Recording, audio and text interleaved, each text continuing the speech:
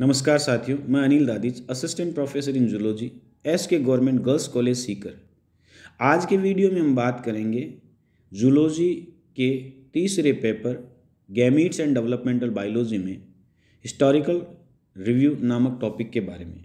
इसके अंदर हम एम्ब्रियोलॉजी से संबंधित जो भी डिस्कवरीज या खोजें हुई है तथा जो भी थ्योरीज या सिद्धांत दिए गए हैं उनके बारे में थोड़ा विस्तृत रूप से चर्चा करेंगे।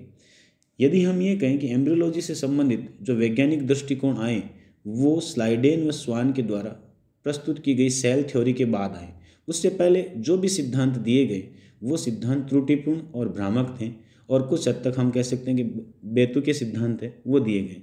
सबसे पहले यदि हम बात करें कि एनाक्सीमेंडर जो कि पहला वेस्टर्न फिलोसफर था और उसने ये प्रस्तावित किया कि जीवों की उत्पत्ति जो होती है वो नमी के ऊपर सूर्य की किरणें जब गिरती हैं तो वाष्पीकरण के द्वारा होती है, जो कि बहुत ही बेतुका सिद्धांत था। उसके बाद में एम्पिडोकल्स, जिसे विकासीय संकल्पनाओं का जनक कहा जाता है, ये एक ग्रीक फिलोसफर था और उसने ये बताया कि भ्रूण का आंशिक भाग माता से व आंशिक भाग पिता से प्राप्त होता है, यानी दोनों के सीमन जब आपस में मिलते हैं तो भ्रूण की उत्पत्ति होती है। इन सिद्धांतों में सबसे ज़्यादा ध्यान आकर्षित करने वाले सिद्धांत जो थे वो एरिस्टोटल या अरस्तु के द्वारा प्रस्तावित किए गए सिद्धांत थे। अरस्तु का नाम एम्ब्रियोलॉजी में, फिलोसफी में बड़े सम्मान के साथ लिया जाता है। अरस्तु की जो रुचि थी वो भ्रूण विज्ञान के अलावा जंतु वर्गीकरण और दर्शन सिद्धांत में भी थी। उन्होंने भ्रूण विज्ञान या भ्रूणिकी या एम्ब्रियोलॉजी के ऊपर एक शोध प्रबंध ट्रेटीज ऑन एम्ब्रियोलॉजी लिखा। उसी के अंदर उन्होंने ग्रीक वर्ड एम्ब्रियोन या भ्रूण के बारे में सर्वप्रथम बताया। इसके अलावा अरस्तु ने जो ऑन्टोजेनेटिक डेवलपमेंट जिसके बारे में अपन पिछली वीडियो में चर्चा कर चुके हैं कि किसी भी जंतु के क्रमबद्ध विकास को ऑन्टोजेनेटिक डेवलपमेंट कहा जाता है, उससे संबंधित उसने एक शोध पत्र लिखा, डीजेनरेशन एनिमेलियम। इसमें उसने ऑक्टोपस, कटलफिश आदि जंतुओं के ऑन्टोजेनेटिक डेवलपमेंट के बारे में बताया। इसके अलावा अरस्तु ने मुर्गी के अंदर भी ऑन्टोजेनेटिक डेवलपमेंट का अध्ययन किया। अरस्तु के द्वारा सर्वप्रथम क्रमबद्ध रूप से एम्ब्रियोलॉजी के अंदर जो सिद्धांत बताए गए वो वैज्ञानिक दृष्टिकोणों पे बाद में खरे उतरे, इसीलिए अरस्तु को फादर ऑफ एम्ब्रियोलॉजी भी कहा जाता है। अरस्तु ने ही अपना जो क्लासिफिकेशन या जंतुओं का वर्गीकरण जो प्रस्तुत किया था उसमें उसने जंतुओं के डेवलपमेंट या विकास को आधार बनाया। अरस्तु को फादर ऑफ जूलॉजी के नाम से भी जाना जाता है।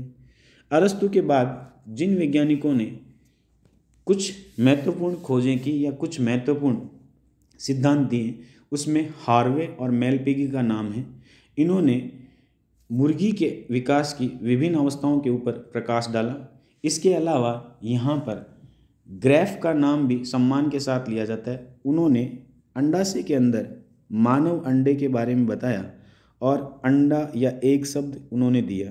इसके अलावा उन्होंने चूंकि एक फॉलिकल्स या पुट्टिका को देखा था, इसलिए उनके सम्मान में आज भी ग्रेफियन फॉलिकल्स शब्द प्रयुक्त किया जाता है। हेम एंड ल्यूवेनहॉक ने सबसे पहले मानव और अन्य स्तनधारियों के अंदर स्पर्म या शुक्राणुओं को ऑब्जर्व किया या शुक्राणुओं की खोज की। ल्यूवेनहॉक और हार्ट्सहॉकर ने ही सर्वप्रथम शुक्राणु शब्द का प्रयोग किया था।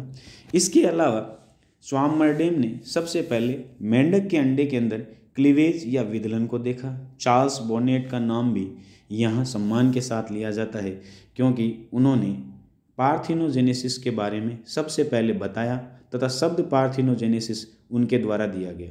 उन्होंने ये बताया कि अनिषेचित अंडे से किस तरह से भ्रूण का विकास हो सकता है और इसे वर्जिन बर्थ या पार्थिनोजेनेसिस कहा जाता है। पेंडर के द्वारा सबसे पहले 3 जनन स्तरों को मुर्गी के भ्रूण के अंदर देखा गया और तथा ये बताया गया कि मुर्गी के भ्रूण के विभिन्न भाग किस तरह से इन 3 जनन स्तरों से विकसित होते हैं। कार्ल अर्न्स्ट वॉन बेयर, जिन्हें फादर ऑफ मॉडर्न एम्ब्रियोलॉजी कहा जाता है, उन्होंने अपनी जर्म लेयर थ्योरी है वो प्रस्तुत की। इसके अलावा थ्योरी ऑफ एपिजेनेसिस उन्होंने प्रस्तुत की। विल्हेम रुक्स के द्वारा मोज़ेक थ्योरी ऑफ डेवलपमेंट वो प्रस्तुत किया गया। विल्हेम रुक्स को एक्सपेरिमेंटल एम्ब्रियोलॉजी का जनक या फादर ऑफ एक्सपेरिमेंटल एम्ब्रियोलॉजी कहा जाता है।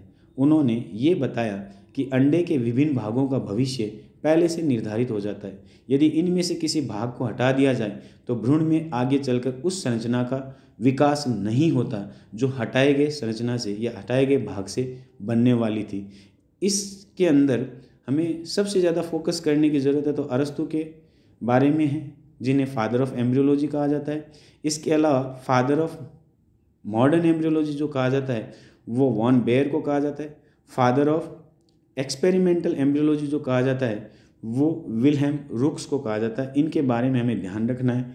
कुछ खोजें जैसे ग्रैफ के द्वारा अंडे को देखा गया, ल्यूवेनहॉक को सबसे पहले स्पर्म को ऑब्जर्व किया गया, इन सब के बारे में हमें ध्यान रखना है। आज की वीडियो में यही बात करेंगे। इससे अगले वीडियो में हम कुछ और प्रमुख सिद्धांतों के बारे में बात करेंगे। धन्यवाद।